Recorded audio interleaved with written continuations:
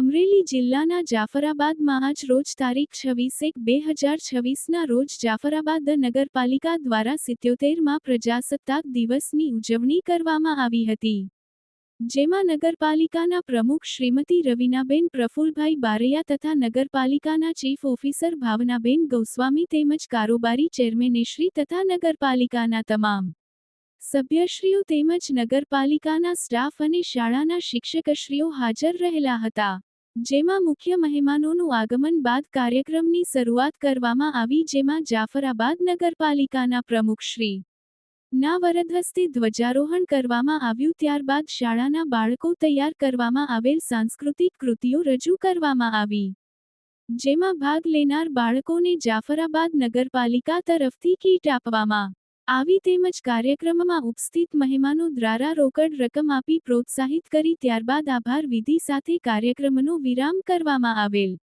Reporter Akbar Syed, Jafrabad.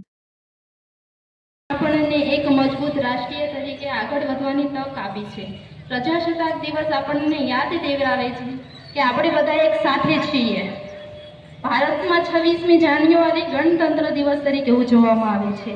આ દિવસ વર્ષ 1950માં ભારતમાં બંધારણ લાગુ કરવામાં આવ્યું હતું અને ભારતમાં પ્રજાસત્તાક દિવસની સ્થાપના કરવામાં આવેલી હતી। આ દિવસ આપણે મહાપુરુષોની યાદમાં ઉજવીએ છીએ, જેણે આઝાદી મેળવ્યા પછી પણ એક મજબૂત ગણતંત્ર બનાવવા કામ કર્યું। ભારતમાં બંધારણ અમલ પછી ભારત પ્રજાસત્તાક બન્યું। લાસ્ટમાં એટલું જ કે આમ જોઈએ તો જાફરાબાદ નગરપાલિકાને આપ સૌના સાથ સહકારથી સીએમ દ્વારા 50 લાખનો ચેક અને સ્વચ્છતાની ટ્રોફી મળી।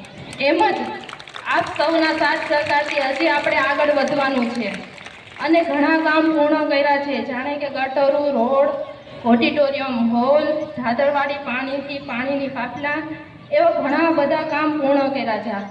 એવી જ રીતે હજી આપણે આગળ કામ કરવાના છે। જય હિન્દ, જય ભારત।